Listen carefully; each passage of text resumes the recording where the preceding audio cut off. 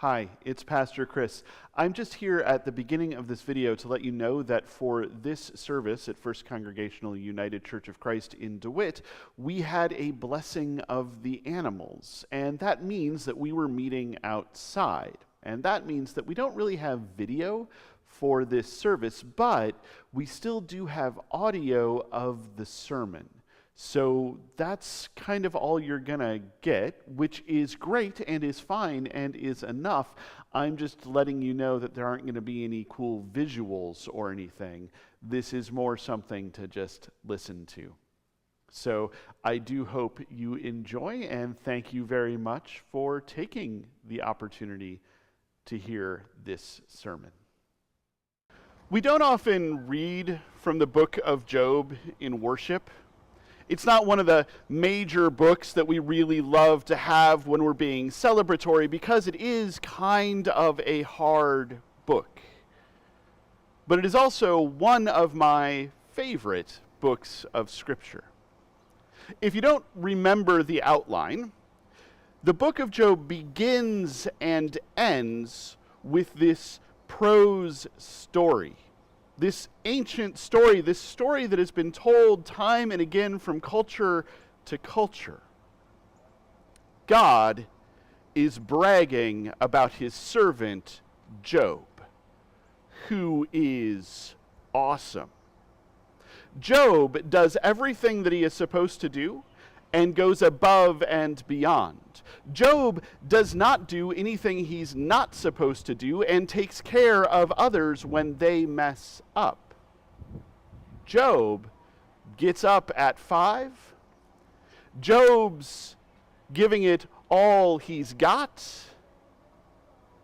Job's job lasts from 6 to 9, and Job is home by 9:05. Job knows what he is doing, and God is telling everyone, all of the angels, all of God's court, that Job is awesome. And then the adversary shows up and says to God, of course Job is awesome. Job's rich. Job has a huge family. Job has a big farm. Job has everything that Job could possibly want. Job never gets sick. Job never gets tired. Job never just has too much on his plate. I wager that if that were taken away from Job, Job would stop being so awesome.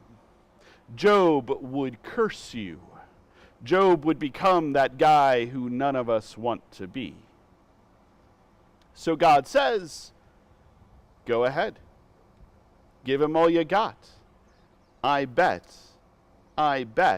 he stays on the right path. I bet he stays awesome. And so the adversary does all sorts of terrible things to Job. The adversary kills Job's animals. The adversary kills Job's family. The adversary makes Job sick. The adversary gives Job boils. The adversary makes Job miserable. But Job does not curse God. And so, at the end of the book, God restores all that Job has. Job gets new animals and a new family, because kids are interchangeable, apparently. His health is restored. He's all good. His wealth comes back. And the moral of that story is, if you're awesome, God will give you good things. And if by chance those good things should disappear, stay awesome, and more good things will come. So somebody saw that story and said, hold up a sec. That doesn't sound right.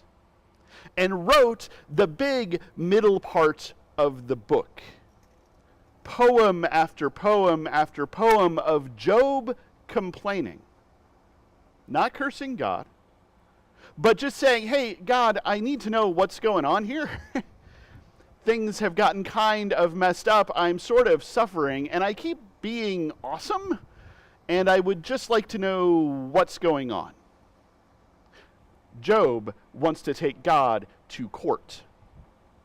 And Job's friends show up and sit down with him and comfort him in the worst way possible by telling him, you must have done something to deserve this. Maybe you're not as awesome as you think. Maybe you messed up somewhere. Maybe you sinned somewhere. Maybe you are, in fact, a terrible person and you deserve this. And Job keeps saying, no, I'm awesome. I would just like an explanation. And eventually, after all of that, we get to today's reading. Close to the end of Job, right before we hop back into that story and everything is made okay again, God shows up and starts talking about how awesome God is. Do you, Job, know all of the stuff I do? Do you, Job, know all of the stuff I can do? Do you know when the mountain goats give birth? Do you let the wild ass go free? Is the wild ox willing to serve you? Do you understand ostriches at all? And God goes even bigger. Have you seen the behemoth out there on the fields? I can control that. I made that. It does what I want it to do. Have you seen Leviathan in the sea? I made that. I play with that. I splash around with that. Do you really think you're in a position, Job, to question me? I mean, if you want to, go ahead, but I kind of know what I'm doing. There's a problem with this text. There's a problem with this bit of the story. You see, it has often been read as a statement about God's sovereignty, God's power. And that if Job wants to, Job can ask questions. If Job wants to, Job can show up. If Job wants to, Job can try to sue God. But God's got all the power. And because God has all the power, God can do what God wants. And if that means giving Job wealth and glory, he can. And if that means taking that all away, they can. But that is up to God. And as frustrated as Job may be, Job is in no actual position to question that. There's this thing that happens in movies sometime. This thing that happens to movies sometimes. Some of you might be familiar with the Die Hard franchise of films. You may have seen the first one, the best Christmas movie ever made outside of The Muppet Christmas Carol. But there's a whole bunch of them. They keep going. They keep making these. They've tried to keep Bruce Willis working well into old age. One of those movies is called Die Hard with a Vengeance. I've never seen it. I've only ever seen the first one. But here's what I know about that movie. That movie did not start out as a Die Hard movie. Started out as a standalone film. Somebody wrote it, somebody wanted to make it, someone wanted to produce it. They tried attaching people to it, and it just didn't take off. It was called Simon Says, and the studios were like, we're not so sure. So somebody took it and retooled it. Said, we're going to make this a Lethal Weapon movie. The Mel Gibson version of Die Hard. We're going to make this a Lethal Weapon movie. And they worked on it, and they rewrote it, and they changed names, and they switched the plot around a little, and they rewrote scenes, and they tried to figure it out, and they were like, it doesn't quite work. And then somebody said, what if we made it a Die Hard movie? What if we brought Bruce Willis in? And so they took it and they rewrote it and they changed scenes and they started production and they did all this stuff, and it became Die Hard with a Vengeance. I tell you this because this is a thing that happens in Hollywood. A movie gets made, or a movie gets written at least. A movie has folks attached. A movie has somebody who wants to direct it, but they don't think it's going to make it on its own, and so they attach it to something else. They make it a part of a franchise. If you look hard enough, your favorite franchise probably has one of those. And if a franchise goes on long enough, eventually you start going, this doesn't feel like it was originally part of this series of movies. It was something else first, and they brought it in. And I sometimes wonder, and I'm not basing this on scholarship, I'm not basing this on what others have said, I sometimes wonder if somebody had this story of Job, and then somebody wrote all of this stuff about a guy who was suffering and questioning God, and his friends were doing a terrible job of comforting him, and somebody said, hey, what if we made that about this guy Job? This guy who's mentioned kind of offhandedly in the book of Ezekiel, but this guy who people like, and there's already this really weird story about him. It's kind of prosperity gospel-ish. Like we could just shove this in there, change the names. It'll work. And so I want to take this bit of God's speech out on its own. Like it's not part of this story that we have to deal with, this weird thing where God decides that Job is awesome but can be taught a lesson. Because maybe this speech that God is giving is not about how God is sovereign. Maybe the speech that God is giving is not about how God has all the power. Maybe the speech that God is giving is about telling Job, look, man, it's not all about you. There's a whole world here. A whole creation with all sorts of stuff going on.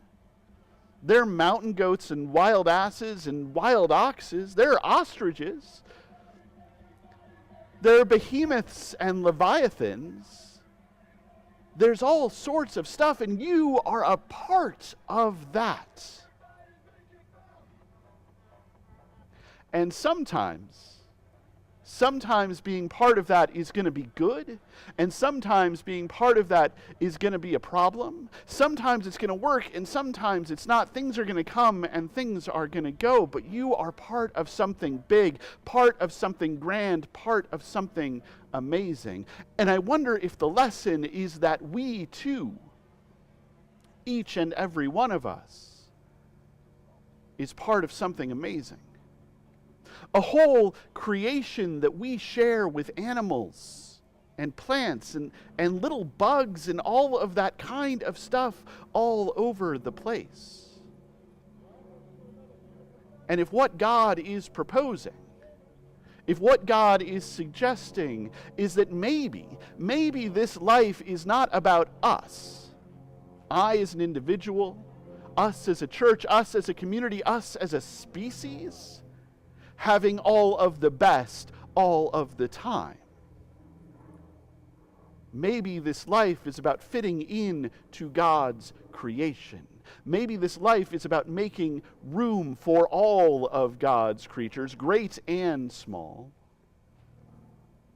Maybe part of this life is recognizing that God, our God, the God of First Congregational United Church of Christ, is also the God of the sparrow and the God of the whale. And that if we want to be good neighbors, if we want to have a good neighborhood, if we want that power of neighborliness and that joy of neighborliness, one of the things that we have to do is make room for those neighbors, make space for those neighbors, help create and cultivate an environment where those neighbors can also live, because when those neighbors do well, we do well too. Maybe part of this life is recognizing that this world is not all about us. It is about so much more. At the end of the book, as I said, Job gets all of his stuff back. Or at least all new stuff and all new family, and probably goes off and finds some new friends who are better at comforting him. And I wonder if we as a congregation, if we as a community, if we as a species paid more attention to the world around us, to our beastly neighbors, to our plant neighbors, to our environmental neighbors, to all of those creatures who share the world with us, if we did a better job of caring for them, of making room for them, of loving them, if we wouldn't find that we would get so much more back. I think that we would. I think that we would. I believe that we would. I have faith that we would, because God is in fact sovereign. And God has made a world that is not all about us, but in which we are loved as part of a vast and wonderful creation, and where we have neighbors of all different shapes and sizes, and where it all works together somehow to make a place that is beautiful, to make a place that is loved, to make a place that can be full of love. And once it is, we too get to participate in that love. What a wonderful world that would be.